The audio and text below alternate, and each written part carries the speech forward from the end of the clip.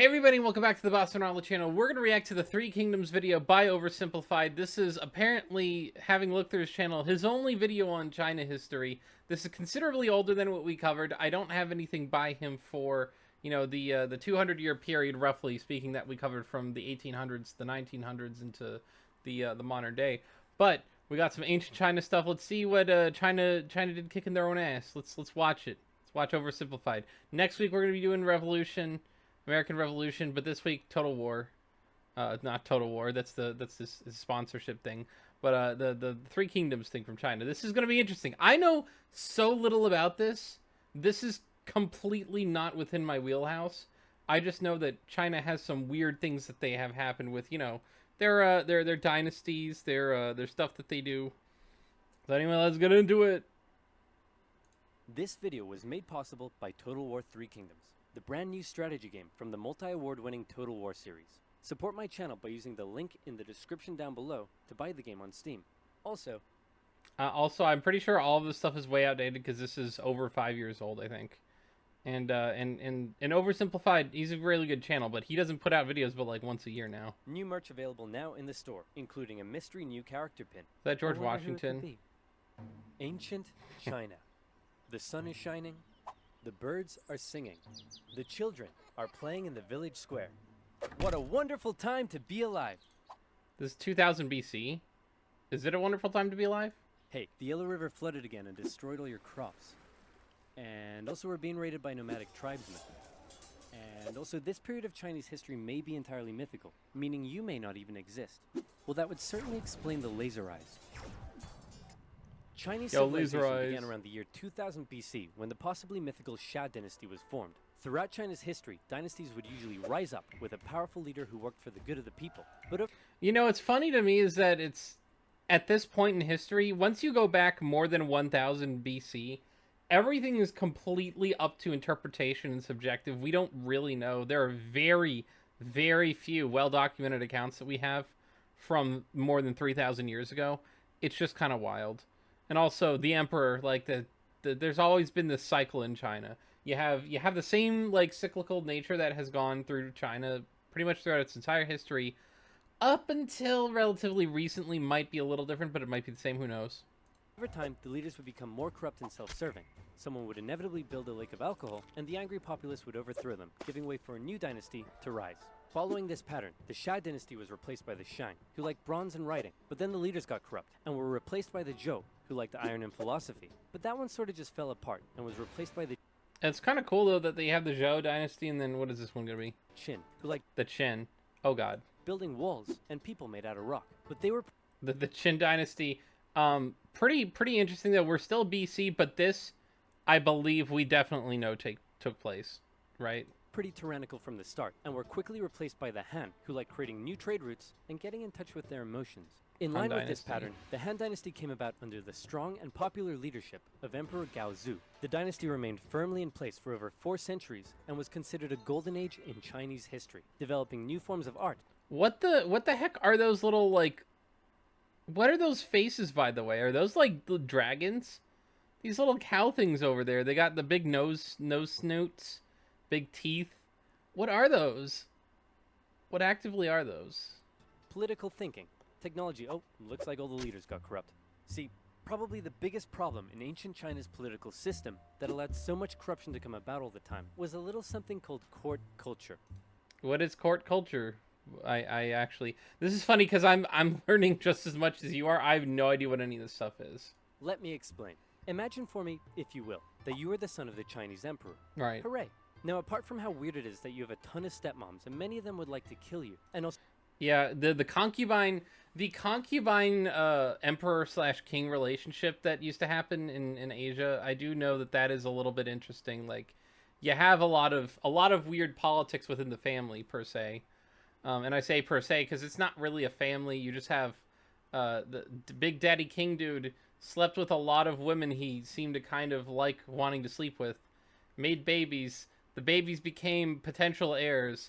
And because the moms are going to have the best interest in everything for their baby and zero interest for anyone else's babies, it's just a bunch of backstabbing whores, for lack of a better word. Concubine, a little bit different, but you know. So all of your friends are middle-aged dudes with no dongs. Oh, eunuchs. Life's pretty alright. One day, your father says, "Son, I know our relationship hasn't been the best, and I've never said this before, but I just want to let you know that I love you." Oh no, I'm having a heart attack! Look at you. Now you're the emperor. I'm so proud of you. But wait, you are but a child and have no idea how to rule over a massive empire. Dude, you're the emperor. I'm so proud of you. I mean, it's sad. I think that this whole system is very sad, because I do know a little bit. I know a little bit about this from watching enough cultural stuff, that you just have so many different situations where this kind of culture, I guess they're calling it court culture, it just doesn't breed the kind of leadership you would want. You know, there isn't some sort of like strong conservative principled leadership that gets passed down through the families, and very much like kind of like how Britain used to pride themselves on creating this like overwhelming amount of pride in their country through that family, an overwhelming amount of responsibility, loyalty to the homeland and the countrymen. You know, that was the royal family, and this is just kind of overly political Chinese family. There's probably got to be some good dramas about this kind of stuff, I'd imagine. Fret not, because just about everyone in your court wants to help you out with that. Hey man, remember me? I'm your mom's bro. Anyway, I heard you needed someone to rule over China for you. I mean, to help you rule China. So hey, here's a popsicle. I hope we can get along. No way, man. We've been your friends and your personal caretakers your whole life. And even though we may have no dongs, I think you should give us all the power to rule China. I thought eunuchs had dongs. I thought they just didn't have the eggs to go with the dongs, which prevented eunuchs from being able to use the dongs for procreational purposes. But why should any of these people have the power to rule China? I feel like this is just what'll happen is you're gonna have this dispute, but none of these people probably should be the ones ruling China. You know, they should have had some sort of moral, even if it's not perfect, some sort of morally adherent general vested interest family that had the name of the country in their name and just rolled over everything. That seems like a much better solution than this. I mean, help you rule China. So who will you be influenced by? Your scheming uncle or your loyal eunuchs? And towards the end of the Han Dynasty, a string of child emperors allowed more and more power to fall into the hands of the eunuchs. Oh no, now they're scheming too. They began handing out government jobs for bribes, heavily taxing the poor for their own wealth. And while you're sitting there eating your popsicle, everyone in your court is literally murdering each other to try and consolidate more power and riches for themselves. While all the peasants are outside like, hey, did you guys know there's been a drought out here for 2 years? Guys, obviously the people weren't too happy that while they were struggling to survive, they were also being heavily taxed so that the eunuch faction could all have rockin' mansions, complete with swimming pools and Alexas. So finally, when a self-proclaimed Taoist wizard came along and was like, you know whose fault it is that we're all out here starving? It's the emperor and his posse. They've lost their mandate from heaven, and the imperial family must be destroyed. It's funny because I'm talking about this as if they're not a monarchy. Based on that sounds like a monarchy, right? Heaven's mandate. They've lost their mandate from heaven. The imperial family must be destroyed. This is inherently just a really fucked up monarchy that doesn't even look like one anymore, because you have a kid not quite ruling anything and a bunch of people who are desperately scrimmaging over power. Just absolute garbage. This is a shit show. It's a monarchy that doesn't even look capable and competent enough to be a monarchy in some way. With an unrelenting, furious wrath. Also, check this out. Huh? Can you tell what it is yet? Ta-da! It's a little kitty cat. Look at her little ears. The people loved his political philosophy. He promised them land reforms, and his followers grew in number. They began arming themselves and wearing yellow turbans. And land reforms? That's it? They also developed a really catchy slogan. Whoa, hold on. The azure sky is already dead. The yellow sky will soon rise. Yellow turban slogan. I'm okay. Sure. In the year 184, the Yellow Turban Rebellion broke out across China, with millions rising up against the Han Dynasty, and the imperial government in the capital city freaked out. With all their internal bickering, they were completely unprepared and unable to deal with such a huge rebellion. So they were forced to call on independent warlords from across the empire to help them deal with this situation. Some big names took part in the fighting. I'm talking the likes of the great Cao Cao, the tyrannical Dong Zhou, Liu Bei, Sun Jian, and many other Chinese names I'm definitely not pronouncing correctly. These I've never heard of any of these people. warlords crushed the rebellion in their own respective regions, and with casualties in the millions, the Han Dynasty breathed a huge sigh of relief. But what they didn't realize is that by relying on all the warlords and their armies, they had essentially diminished their own central control over the empire, and many of the warlords now held the power to act almost completely independently and rule over. See, we got the provinces now. Oh, it's interesting though. You have interesting. All right, so you have different provinces that are kind of in a way similar to how they used to, have provinces in China way back in the day. Actually, they still have provinces. The CCP, they control everything though. The U province, it's me. No, the U province. The G province, the Qing province, which probably has something to do with the Qing dynasty. The Zhou province, the dude. This is going to be confusing. We have YOUU, and we have YUU. And we have XU, which could be maybe pronounced Zhu. Don't take that out of context, anyone online. The Silly province, very silly. Bing province, interesting. Liang province, the Yi province. We have Yu, Zhu, Yu, and Yi. The Jing province, the Yang province, and the Jiao province. Okay, so some of these are silly in name, and some of it is SILI, silly. Interesting, okay. Their own local regions themselves. Back in the capital, the emperor and his son were having a little chat. Listen, I know we've had our ups and downs, and I spend all of my time with your many smoking hot stepmoms instead of you. But what say you and I finally go on a little fishing trip together this weekend? Oh no, I'm having a stroke! And yet another child emperor was on the throne. This time, however, instead of the eunuch faction gaining even more power, this child emperor's uncle became his regent, who also just so happened to be the head of the imperial army, He Jin. Man, I hate those sneaky, lying, cheating eunuchs. Hey Warlord Yuan Shao, what should we do? Kill them all. Right on. Dude. This is what will always happen. You just have different crappy factions fighting different crappy factions is what this seems like. You can't kill the eunuchs. They're a vital part of this empire's governance. And also they paid me a lot of money to say that about them. Ah, come on. No. So He Jin and Yuan Shao decided the empress may need more convincing. And so they called in an infamous, feared, tyrannical, overweight warlord from the northwest to help convince her. That man was Dong Zhou. And he set out for the capital city with his army. Hey, he's got plenty of Dong Zhou. Guys, I heard a rumor that He Jin was planning on killing us. Then why don't we kill him first? And so it was. They lured him to the palace with a forged letter from his sister, and when he got there, they lobbed off his head.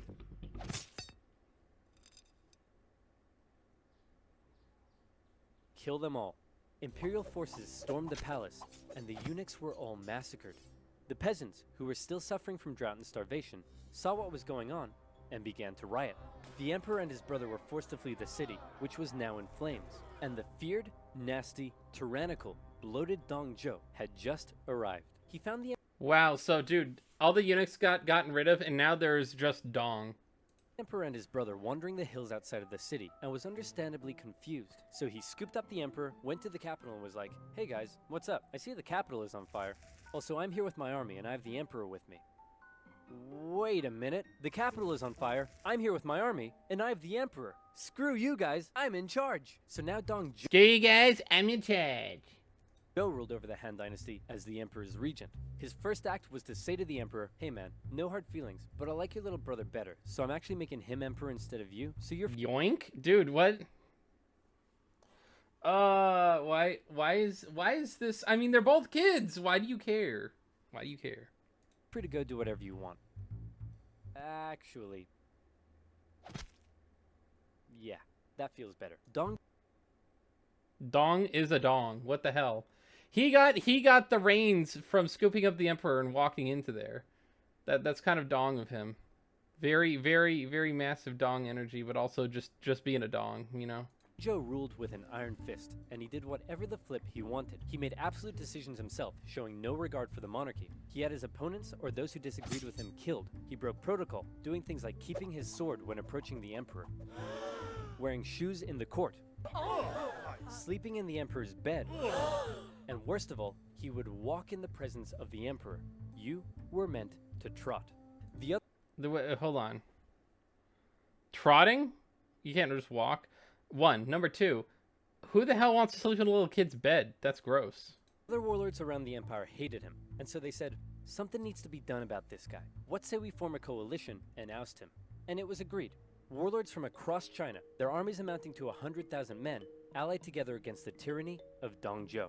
Yuan Shao's coalition consisted of some of the nation's most capable leaders, including his half-brother Yuan Shu, the great Cao Cao, and Sun Jian. But Dong Zhuo had an ace up his sleeve. His protege and adopted son, one of the most skilled and feared warriors in all of China. It's Lu Bu. This guy was a Lu Boo Boo! beast of a man. He never lost a duel, and no other warlord dared challenge him to one. He was also famous for betraying just about every warlord he ever fought for, something that Dong Zhuo didn't seem too concerned about. The coalition attacked Dong Zhuo in Luoyang, and in particular, Sun Jian's forces inflicted a heavy defeat against him, and he was forced to flee to the city of Chang'an. After this initial success, however, the war entered into a stalemate. The warlords in the coalition realized it was going nowhere, and also they all secretly hated each other, so they all went home. Dong Zhuo was safe, until... Legend has it that a government official in Chang'an had a daughter who was hot, super hot. He invited Lu Bu to his home and promised Lu Bu that someday he could marry his daughter. Then, he invited Dong Zhuo to his house and did the exact same thing. Dong Zhuo was so smitten that he insisted on taking her as his concubine immediately. And when Lu Bu heard the news, he was pretty unhappy. Hey man, aren't you worried that you stole Lu Bu's girl and betrayal is like his personal hobby? Lu Bu? Betray me? No way, man. Never gonna happen. Dude, I couldn't pause it at a better time. Everyone had to have known that that was going to happen. Number one. Number two, why overpromise like that? Number three, did people just get to take concubines whenever they want from people like someone? I know I should know better than this. I should know better. Men just promise their daughters to other men weirdly in history, and I don't understand why, but it's the way it goes. And it's just everything is always why is China built on this? Ah, crap. Lu Bu, along with other government officials, assassinated the tyrannical Dong Zhuo. Then they left his body burning in the streets.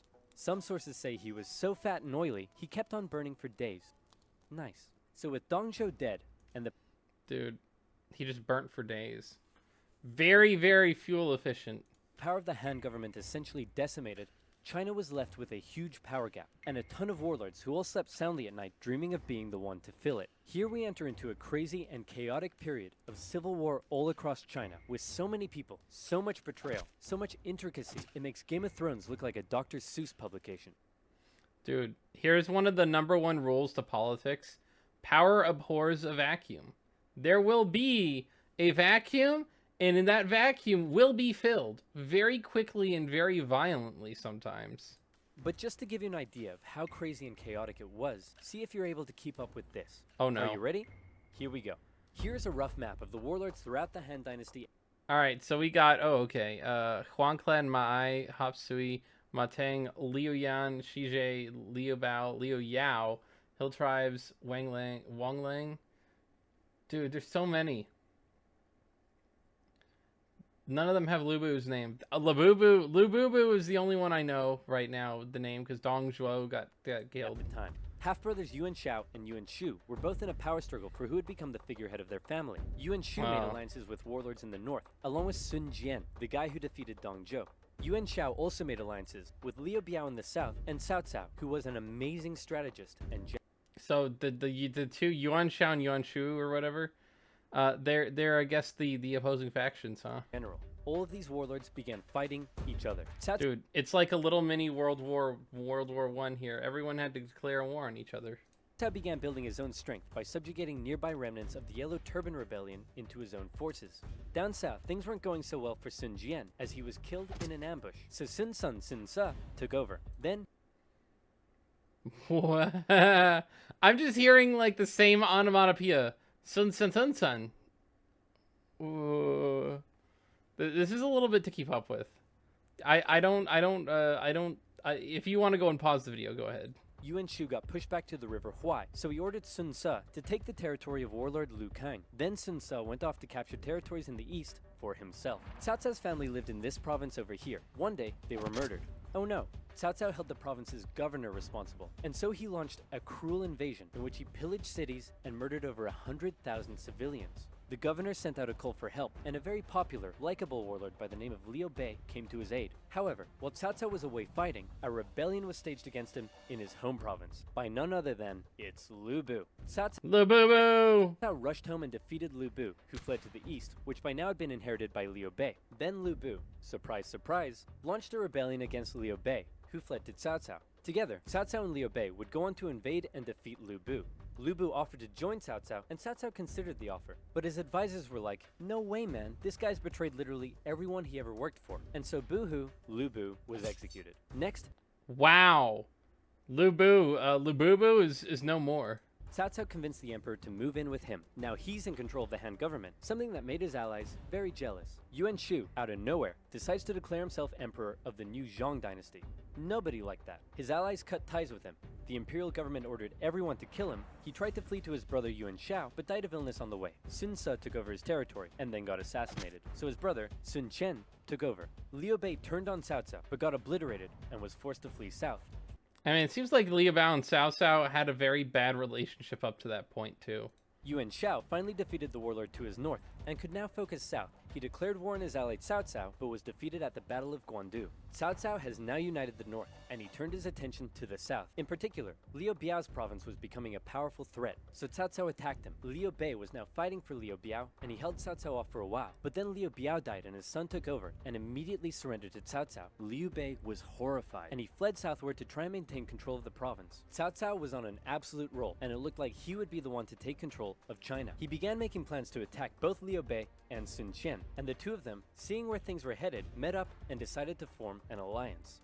Now I know that was a lot to take in, but all you really need to know at this point is that this guy is on his way to taking over everything, and he's about to throw his full weight at the southern warlords. These two have one chance, one battle, to prevent him from invading the south, and that Sometimes in a pragmatic way, even though it's not really true all the time, your enemy is your friend. So they got to make friends and then fight that north one. Is this the Three Kingdoms about that are a part of the Three Kingdoms War? I'm guessing. That battle was the famous Battle of Red Cliffs. To Interesting. take the south, Cao Cao would need to control and cross the mighty Yangtze River. He had over 200,000 men to face against Liu Wow. Bei and Sun Qian's combined force of 50,000. Wow, look at these numbers back in like just after the death of Jesus Christ, like about 200 years after that. We have China numbers just casually stroll up with 200 grande in waiting. That's just a collection of provinces versus the other people are just defending with 50k. That's kind of insane. How would they stand a chance when they were so outnumbered? Legend says most of Sun Qian's advisors pleaded with him to surrender, but then he smashed up a table and they all backed down. Luckily, Cao Cao's Dang. forces were ravaged by disease and exhaustion, and his northern soldiers weren't too comfortable on ships. So when Cao Cao sailed down the river and the two sides met for an initial skirmish at Wulin, Cao Cao was unable to inflict a defeat against the allies. Then one of Sun Qian's men came up with a very sneaky plan. He sent Cao Cao a letter pretending that he and others wanted to defect to his side, and offered to bring him some of Liu Bei and Sun Qian's finest ships. Little did Cao Cao know, however, that those ships were full of flammable reeds. As they approached his fleet, they were set alight and destroyed his Ooh. ships in camp. Seeing the situation as hopeless, Cao Cao ordered a difficult retreat through the rain and marshlands, during which more of his men fell to illness and disease. The underdogs had won, and Cao Cao would never again have another chance to take the south. That's an amazing strategy too. I mean, it seems obvious to people who might have seen a lot of history or even know what this is. Unlike me, who barely knows anything about this, pretty much just from watching this video. But the set the ships on fire and have them intermingle with the other ships and catch them on fire is an amazing Giga Chad play. I love that. Very based. Following that, the three warlords took some time to finish off some smaller competitors in their own regions, and by the year 214, China looked a little bit like this. Oh wow. Okay, so aside from that like northern Yu province, we've got three kingdoms now, properly. That's kind of insane. There's probably going to be a little bit more fighting now, huh? Cao Cao continued to try to penetrate the southern regions, but had no success, and even lost the Hanzhong region to Liu Bei in 217. The former allies eventually fell out over who should own this territory here, with Sun Qian coming out on top. In 220, Cao Cao died of a head disease, and was replaced by his son, Cao Pi. Cao Pi convinced the Emperor of Han to abdicate, and then proclaimed himself the Emperor of the new state of Wei. Liu Bei followed suit, Ooh, he declaring consolidated the Yu province. himself the true Emperor of Shu Han. And a few years later, Sun Qian joined in the fun and declared himself Emperor of Wu. And so now you have a number of kingdoms in China. How many? Count them. 1, 2, 3. 3 kingdoms. Except, actually, they weren't kingdoms, they were dynasties. And when the 3 kingdoms finally formed, not a whole lot happened. For the next 3 decades, they continued to engage in combat, but it almost always ended in stalemate, and nobody really got anywhere. So how did it all end? Did Cao Cao's descendants eventually realize his dream of unifying China? Not quite. Let me take a guess. Not knowing, let me take a guess. People just got tired of no, I'm kidding. Probably one of the 2 will fall into disrepair. Or sorry, one of the 3 will fall into disrepair.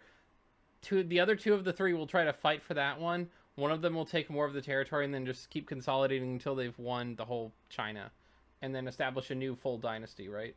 Instead, the 3 kingdoms became victims of the usual problems that plagued Chinese dynasties. Yep. In Wu, Sun Qian's descendant became a tyrant who was more interested in spending time with his concubines than governing.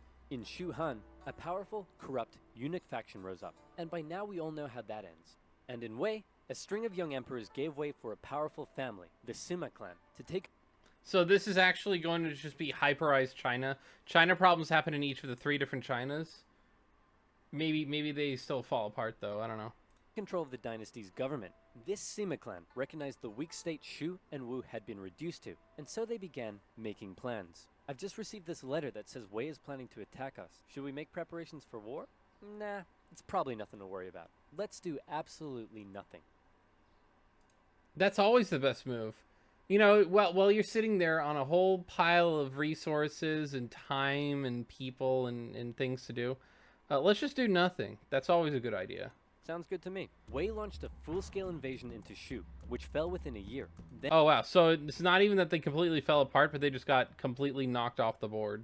Sima Yan forced the Wei emperor to abdicate and proclaimed himself emperor of the new Jin dynasty. In the year 279, Jin launched an invasion of Wu and finally unified China in the year 280. The pattern of rising and falling dynasties, division and reunification would continue in China for centuries to come. Yeah, that's a very big China feature.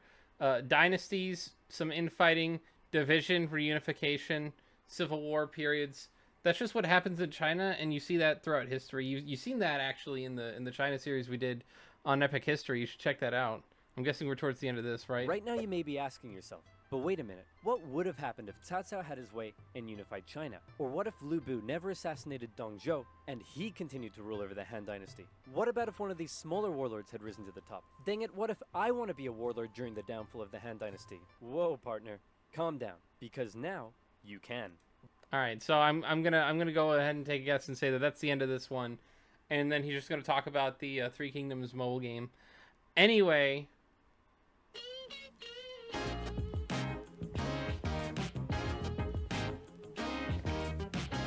Thank you guys for watching. We're going to be back next week with the Boston-Raleigh channel reacting to Oversimplified Revolutionary War. This 2-parter. We're going to have a couple videos next couple weeks. We're going to be getting into it. Big time frame to do that. We've got in let's see. Tick looks at watch. 15 days, half a month before the 250th anniversary of the country basically. And I'll see you all there for that. Let me know what you thought of this video. Let me know of what you thought of me reacting to things that I know so little about it. It actually boggles my mind compared to, you know, the other 2 Epic History series that we did. I mean, I really like watching Oversimplified. I learn at least a few new things every time I see a video of his. We're gonna watch some more. I imagine the World War II stuff, all the 1900s stuff. That'll be really sought after. Maybe the Punic Wars. He's got a lot on that stuff. We'll get into it. We'll get into more Oversimplified, other stuff too. Epic History on Mondays, And we're going to be bringing back Friday as an established day to keep reacting to other stuff that's not just epic history. But that'll all be on the table. Let me know what you want to see. Definitely be sure to like, comment, subscribe. Have yourselves a wonderful rest of your weekend. And blah blah.